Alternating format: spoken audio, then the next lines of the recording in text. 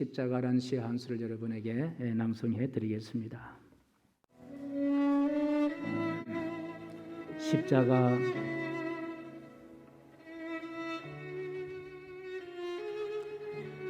바람으로 지울 수 없는 그리움 가슴에 꼭꼭 묻은 채 갈보리 언덕 십자가 아래로 가면 주님의 따뜻한 손길에 그리움은 별빛으로 반짝입니다.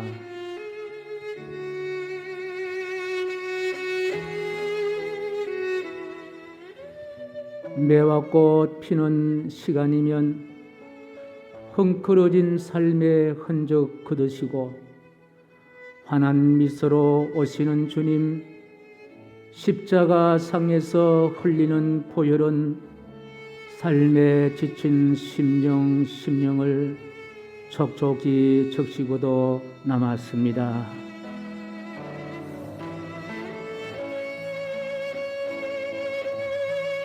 오늘 이렇게 행복할 수 있다면 기꺼이 십자가를 지시고 갈보리 높은 언덕 홀로 가신 그 길, 흔들리는 억새불로 남을지라도 십자가 사랑 양손에 담고 주님 오실 길에 머물렵니다.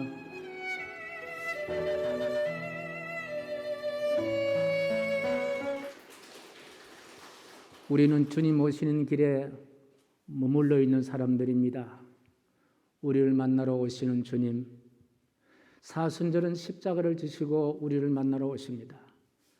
우리의 약함과 우리의 허물을 대속하시기 위해서, 씻어주시기 위해서 뚝뚝 흘리신 피와 쏟으신 물로 인해서 우리를 정결케 하셔서 우리가 하나님의 자녀가 되는 구원받은 놀라운 은총을 얻은 자인 줄로 믿습니다.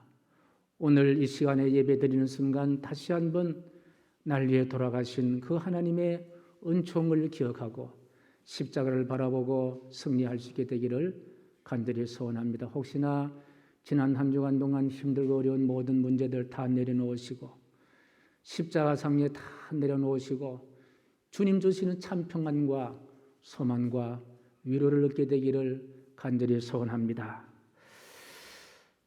큐박스에 오랜만에 질문 하나가 왔습니다. 우리 장태순 권사님이 질문하시는데 이런 내용입니다.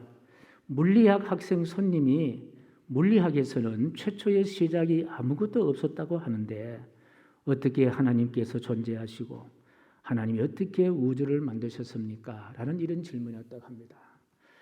그렇습니다. 과학적으로는 소위 빅뱅 이론이라 해서 갑자기 큰 어떤 에너지가 폭발해서 우주가 되어졌다. 그렇게 설명합니다. 그건 하나의 가설이고 이론입니다. 그런데 성경은 분명히 말합니다. 창세기 1장 1절에 태초에 하나님이 천지를 창조하셨느니라. 이 우주 만물은 창조자 하나님께서 만드셨고 무에서 만드셨고, 그럼 하나님은 어떻게 된 존재이냐? 하나님은 바로 스스로 계시는 분이시다.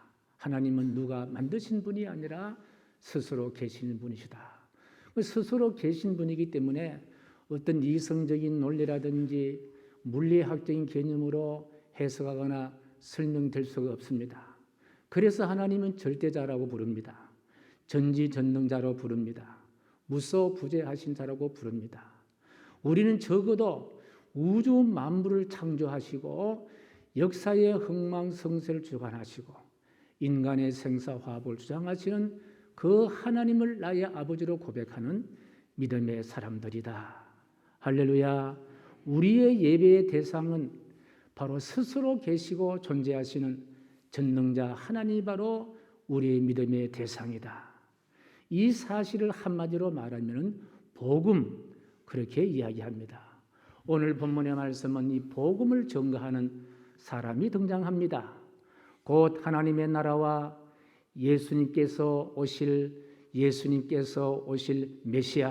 메시아로 오신 예수님, 그리고 메시아신 예수님 자체가 바로 천국이라는 소문이라는 것을 선포하기 위해 등장한 세례 요한이 등장한 사실부터 본문은 시작되고 있습니다. 세례 요한은 왜 세례 요한이냐? 예수님께서 공생애를 시작하기 전에 요단강에 세례를 받으실 때에 세례를 베푸신 요한이라 해서 세례 요한이라고 부릅니다. 성경에는 또 한 분의 요한이 등장합니다. 사도 요한이 등장합니다.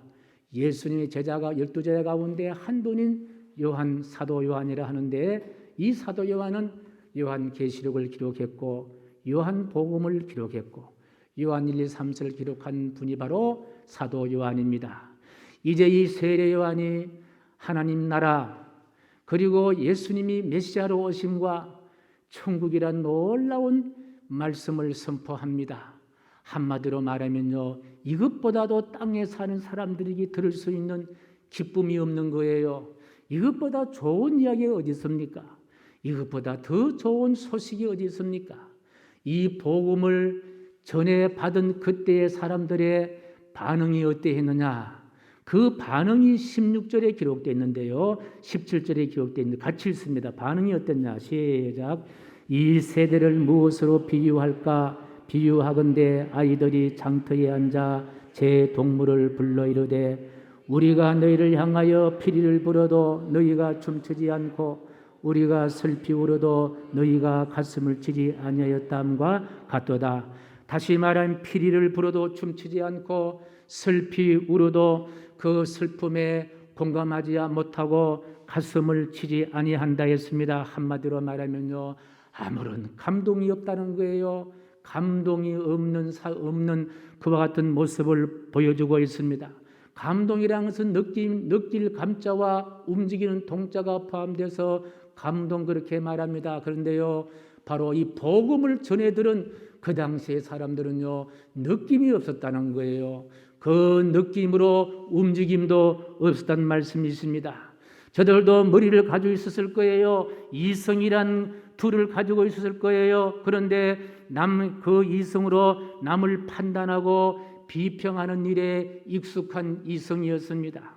저들은 또 가슴이 있습니다. 그런데 그 가슴에는 사랑이니 긍휼이니 용서니 이해를 담지 못한 차가운 얼음장 같은 냉 가슴을 갖고 있었습니다. 그러니 하나님의 나라 메시아 천국이라니 엄청난 복음을 듣는다 하더라도 아무런 감동이 없었다. 그렇게 기록하고 있습니다. 저들의 이성은 이미 돌덩이처럼 굳었고 저들의 가슴은 바로 얼음장처럼 차가운 그와 같은 가슴을 갖고 사는 사람이었습니다. 오히려 복음을 전하는 자들을 혐오하고 저들을 미워하고 저들을 재판에 넘기려 했던 사람들이 바로 그들이었습니다. 여러분, 세례 요한과 예수님 공생의 당시에 살던 저들에게만 감동이 없었던 삶을 살고 있었을까? 우리가 살고 있는 지금의 세상을 일컬어 많은 학자들이 감동을 잃어버린 세대에 그렇게 이야기하고 있습니다. 우리가 사는 이 세상도 감동을 잃어버리고 사는 세상이라 그렇게 이야기하고 있다는 말씀입니다. 그저 따분한 일상생활 속에서 그냥 하루하루 어쩌면 마지못해서 살아가는 감동을 놓쳐버린 그와 같은 세상이라는 말씀입니다. 소리내어 울어본 경험도 아마 여러분 까마득하지 않습니까? 한 주간 동안 살면서 박장대소한 그런 기억이 있습니까? 아니면 어깨가 들썩이도록 울어본 경험도 기억 속에 가물가물하지 않습니까? 메시아가 전해지고 천국이 선포되어지고 하나님 나라를 선포하지만은 우리의 뇌는 차갑고 심장이 더 이상 쿵쾅거리지 않지 않는가 말씀입니다. 믿음이 없으면은 감동이 일어나지 않습니다. 왜요? 믿음이라는 것은 청량할 수 없는 감동의 저수지가 바로 믿음이기 때문입니다. 오늘 본문에서 이 세대 세례 요한과 예수님 당시의 사람들은 감동하지 아니했습니다. 천국을 선포하는 세례 요한의 예언도 메시아로 오실 예수님도 믿지 않고 있었습니다. 그 믿음이 없는 시대의 사람들에게 감동이라는 것은 찾아볼 수가 없었습니다. 이 감동이 없는 세대를 향하여 예수님 말씀하십니다. 피리를 불어도 춤추지 않고 슬피 울어도 가슴을 치지 않는 세대, 그리고 예수님께서는 원망하시고 계십니다. 왜 예수님은 감동하지 않음을 안타까워하실까요? 여러분, 감동이라는 것은 단순한 감정이 아닙니다. 감동이라는 것은 바로 하나님을 믿는 믿음이기 때문인 줄로 믿습니다. 사람들은 밥으로만 살 수 있다고 생각하지만요, 밥으로만 절대로 살 수가 없습니다. 감동으로 살아야만이 사람이 행복하게 살 수 있다는 사실을 깨닫게 해주시고 싶은 예수님의 말씀입니다. 여러분, 돈을 가지고 돈만 있으면 생각한다고 하는데 돈을 가지고 금메달은 만들 수가 있을 거예요. 몇백 개를 만들 수 있을 거예요. 그런데 운동장의 선수들의 목에 거는 그 금메달, 운동장에서 선수들이 피땀 흘려 싸워서 승리하고 난 다음에 목에 거는 금메달의 감동은 결코 가질 수가 없다는 거예요. 그 감동은 돈으로 살 수 없는 거예요. 아무리 돈이 많다 하더라도 돈으로 감동을 살 수가 없다는 말씀입니다. 하나님을 향한 믿음이 바로 그와 같은 감동임을 우리에게 알려주시고 싶으신 말씀입니다. 생각해 보십시다. 우리 구주 예수님 어떤 분이세요? 천지를 창조하신 예수님이십니다.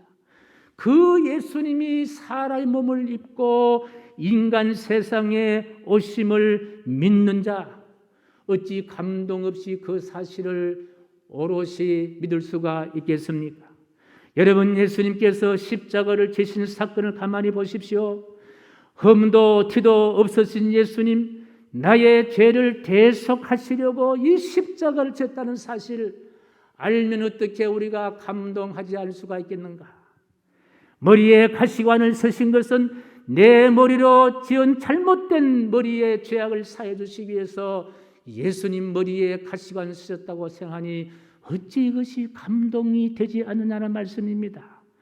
양손과 양발에 굵은 못에 박히시고 내가 발로 손으로 지은 허물을 대속하시기 위함이라는 것을 알 때에 어찌 우리는 감동하지 않을 수가 있겠습니까?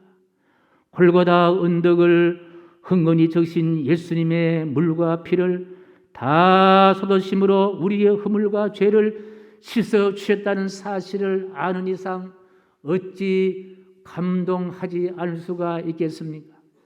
허물과 잘못으로 인한 죄가를 우리에게 한 조각도 돌리지 아니하시고 몽땅 예수님이 다 짊어지시고 죽으셨다는 사실을 알 때에 어떻게 우리는 감동하지 않을 수가 있겠는가?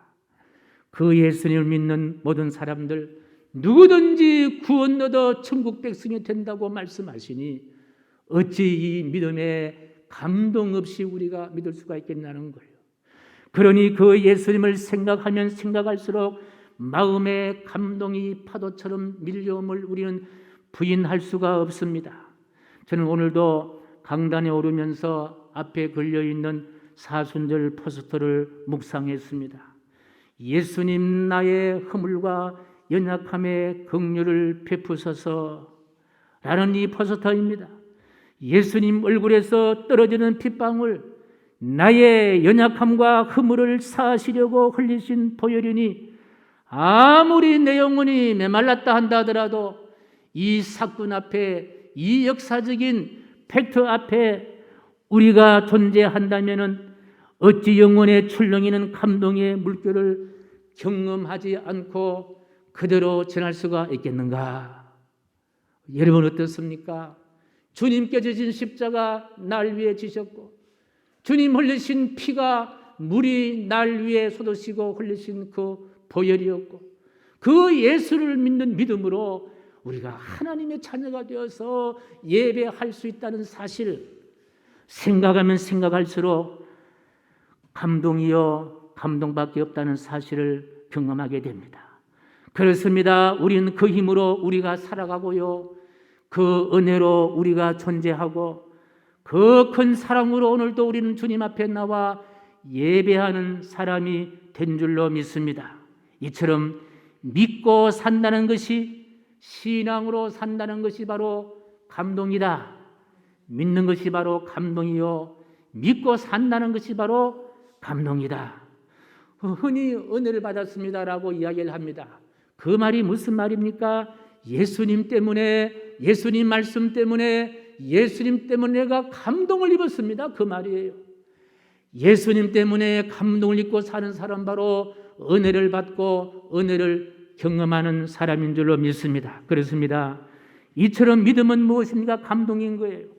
믿음의 사람은 감동으로 사는 사람입니다. 왜요? 우리가 믿음의 원리인 신구약 66권을 하나님 말씀 우리가 믿고 있습니다. 이제 바로 경전일입니다. 경전입니다. 바이블입니다. 그런데 우리가 믿고 따르는 그 성경이 어떻게 기록되어 있느냐? 디모데후서 3장 10절 말씀이에요. 우리 같이 시작. 모든 성경은 하나님의 감동으로 된 것으로. 그래서 그렇기에 성경 말씀을 읽을 때에 하나님의 감동이, 성경 말씀을 묵상할 때에 내 안에 감동이, 성경 말씀을 해석되고 선포되는 설교를 들을 때에 내 안에 감동으로 채워질 수밖에 없다는 거예요. 그래야만이 성경을 우리가 제대로 읽고 제대로 묵상하고 성경 말씀을 따라 사는 삶이라는 거예요. 그렇습니다. 나 같은 죄인이 예수를 믿어 죄를 씻음받고 하나님의 자녀가 된다는 사실, 내 평생의 선하심과 인자하신 하나님께서 나와 동행하신다는 사실, 내가 세상 떠날 때에 천국에서 영생 복락을 누릴 수 있는 천국에서 영원히 산다는 사실, 여러분 이게 감동이 아닙니까? 이것이 감격이 아니냐는 거예요. 이보다 더 큰 감동이 어디서 얻을 수가 있느냐는 거예요. 시편 23편을 읽으면 하나님을 믿는 믿음의 사람 다윗이 감동으로 고백한 내용을 우리는 알 수 있습니다. 6절 다 암송하지 아니하다도 1절 여호와는 나의 목자시니 내게 부족함이 없으리로다. 감동이 아닙니까? 그가 나를 푸른 토장에 누이시며 쉴만한 물가로 인도하신다. 이것이 얼마나 큰 다윗을 감동시켰느냐. 여러분, 세상에 효자가 있고 불효자가 있습니다. 여러분, 효자와 불효자는요, 이마에 나는 불효자, 효자 서 있지 않습니다. 그러면 누구는 효자가 되고 누구는 불효자가 되느냐? 여러분, 효자도 부모의 모습을 그대로 닮았고 불효자도 부모의 모습을 그대로 닮았고, 효자나 불효자나 다 부모의 호적에 다 올라가 있고, 불효자나 효자나 다 부모님의 유산을 상속으로, 기업으로 상속으로 물려받습니다. 그런데 불효자는 한 가지 물려받지 않습니다. 그게 무엇입니까? 부모님에 대한 감동은 물려받지 않는다는 거예요. 효자는 자기의 부모를 보면서 마음의 감동을 받습니다. 부모님의 주름진 얼굴을 보면서 나를 키우기 위해서 우리 아버지 어머니가 저렇게 얼굴에 주름살이 들 정도로 손발이 다 부르틀 정도로 허리가 구워질 정도로 나를 그렇게 키우셨구나, 나를 사랑하여 주셨구나. 그래서 그 마음속에 부모의 은혜를 잊지 못하면서 늘 부모님을 존경하고 부모님을 사랑하고 부모님을 흠모합니다. 그런데 불효자는 정반대입니다. 불효자는 그 중심에 부모를 향한 마음의 감동이 없는 거예요. 그러니 부모의 은혜를 모릅니다. 부모의 사랑을 모릅니다. 이런 자를 일컬어서 불효자, 그렇게 이야기를 하는 거예요. 우리가 하나님 믿을 때도 불효자의 믿음이 있다면요, 효자의 믿음이 있습니다. 효자의 믿음은 어떤 믿음이냐? 하나님을 향한 감동이 있어요. 하나님의 사랑을 경험합니다. 하나님을 흠모합니다. 하나님을 좋아합니다. 하나님을 존경합니다. 이런 자가 얻는 것은 바로 은혜를 얻는다는 거예요. 이런 효자의 믿음을 갖는 자는 바로 은혜를 얻게 된다는 거예요. 한량없는 은혜입니다. 감당할 수 없는 은혜입니다. 밀려오는 은혜입니다. 밀물처럼 밀려오는 하나님의 은혜로 살아가는 사람들입니다. 이처럼 하나님의 은혜는 바로 감동하는 사람들의 마음에 담기는 것이 바로 하나님의 은혜입니다. 이런 사람의 삶에는요, 항상 감사가 따라옵니다. 하늘을 바라보아도, 땅을 바라보아도, 이 봄을 바라보아도, 여름을 바라보아도 겨울을 바라보아도 세상 어디를 바라보든지 간에 그저 감사요 감사요 하나님의 은혜다. 성령은요 이런 사람을 가리켜서 복이 있는 사람이다. 그렇게 말하고 있습니다. 이렇게 감동으로 사는 사람은 하나님의 보좌를 평상시에 봅니다. 하나님 나라를 봅니다. 예수 그리스도가 메시아심을 경험합니다. 천국을 경험합니다. 계시록 4장 2절 말씀이에요. 시작. 내가 곧 성령에 감동되었더니 보라 하늘에 보좌를 베풀었고 그 보좌 위에 앉으신 이가 있는데, 하나님 향한 믿음의 감동으로 절망을 극복한 한 분을 소개하는데, 이분은 뉴욕에서 태어난 호레이스 스페포드라는 분이십니다. 변호사입니다. 돈도 참 많이 모은 사람입니다. 그런데 독실한 믿음을 갖고 있는 교회의 집사였습니다.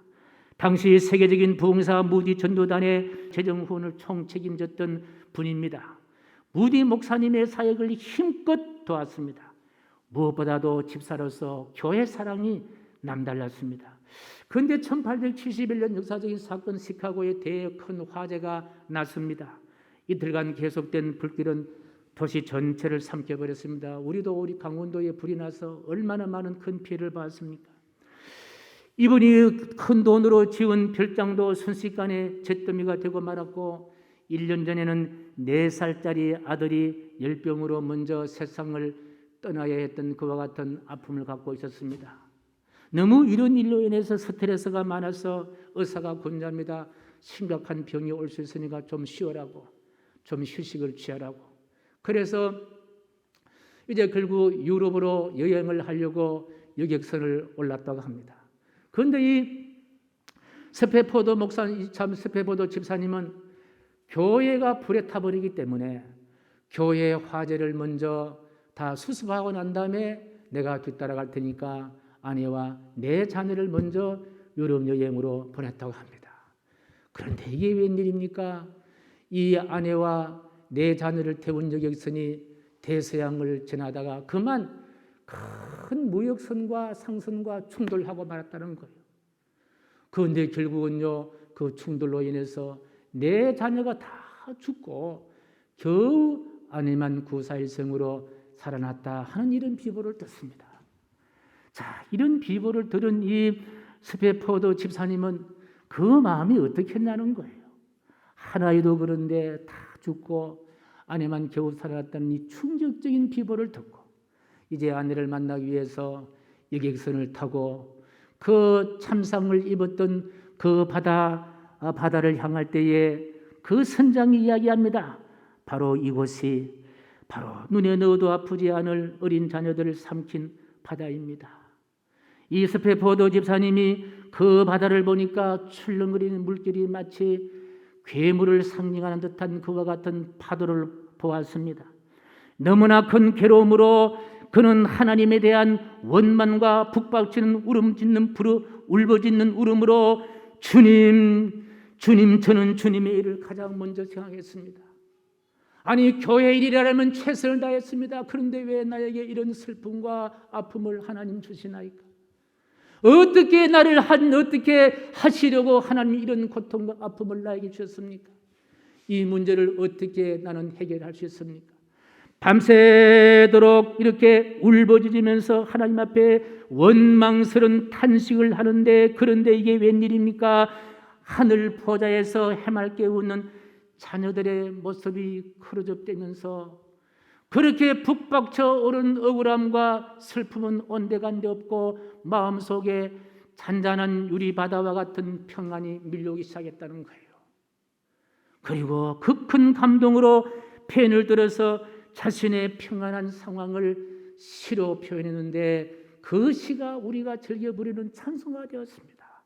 내 평생에 가는 길 순탄하여 늘 잔잔한 강 같던지 금풍파로 무섭고 어렵던지 나의 영 늘 평안해. 내 영혼 평안해. 내 영혼 내 영혼 평안해. 저 마귀는 우리를 삼키려고 입 벌리고 달려와도 주 예수는 우리의 대장되니 넌 내 싸워서 이기리라. 후렴같이요. 내 영혼 평안해. 내 영혼 내 영혼 평안해. 그 후에 이 스페포드 집사님은 삶의 방향을 턴합니다. 다음에 예루살렘으로 이주하여서 그곳에서 고아와 가난한 사람을 모아서 공동생활을 하며 사랑을 실천하는데 온 힘을 쏟습니다. 아들과 재산과 내 딸을 잃은 슬픔 속에서도 스페포드 마음 속에는 감동이 밀려옵니다. 누가 주시는 감동? 믿음으로 인한 감동, 우리 주님 주시는 감동으로 새로운 인생을 살아가는 역사적인 인물입니다. 여러분, 일본 개신교의 최고의 사상가 우찌무라 간조는 이렇게 이야기합니다. 하나님이 인간을 저주하신다면 질병이나 실패나 죽음 따위로 저주하지 않고 성경을 읽어도 믿지 못하는 마음으로, 하나님이 살아계시는 것을 믿지 못하는 마음으로, 감사하는 마음이 우러나오지 않는 감동이 없는 마음으로 저주하실 것이다. 그렇게 이야기했습니다. 우찌무라 간조는 우리의 마음에 감동이 없는 것이 바로 저주입니다. 여러분, 감동은 꼭 주일날 예배 시에만 필요한 것이 아닙니다. 모든 일의 일상생활 가운데도 필요한 것이 바로 감동인 거예요. 장사해도 감동으로, 직장에 나가도 감동으로, 무슨 일을 하든지 간에 감동으로 일을 해야 한다. 저는 여러분의 가정에도 감동으로 채웠으면 참 좋겠다 생각합니다. 아내를 바라보는 남편의 마음에 아내로 인한 감동이 채워지고, 남편을 향한 아내의 마음 속에도 남편으로 인한 감동이 채워지고, 그저 남편이 돈 버는 그와 같은 도구만 바라보는 것이 아니라 좀 부족해도 내 곁에 내가 이렇게 부족한데 내 남편이 나와 같이 살아주니까 얼마나 이것이 감동스러운 일이고 귀한 일이냐는 거예요. 저는 우리 교회 어떤 권사님 부부는 그렇게 이야기한다고 합니다.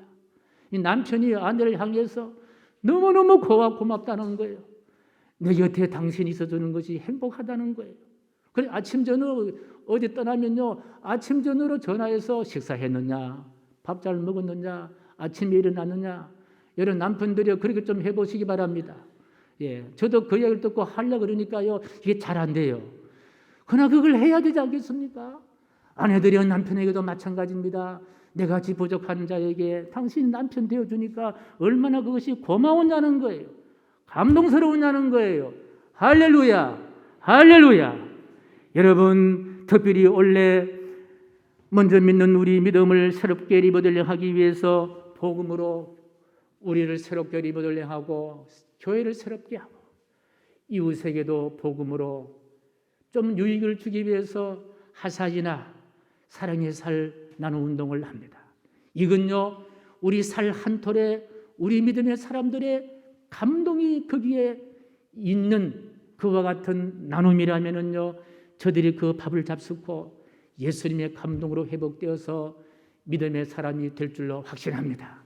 믿음은 바로 감동인 거예요. 한번 따라하겠습니다. 믿음은 감동입니다. 믿음은 감동입니다. 감동으로 살 수 있는 우리 모두가 되기를 주님의 이름으로 간절히 축복합니다. 존귀하신 하나님, 우리가 믿기 때문에 감동으로 살아갈 수 있도록 인도해 주시고 감동으로 믿음을 실천할 수 있도록 도와주옵소서. 예수님의 이름으로 기도하옵나이다. 아멘.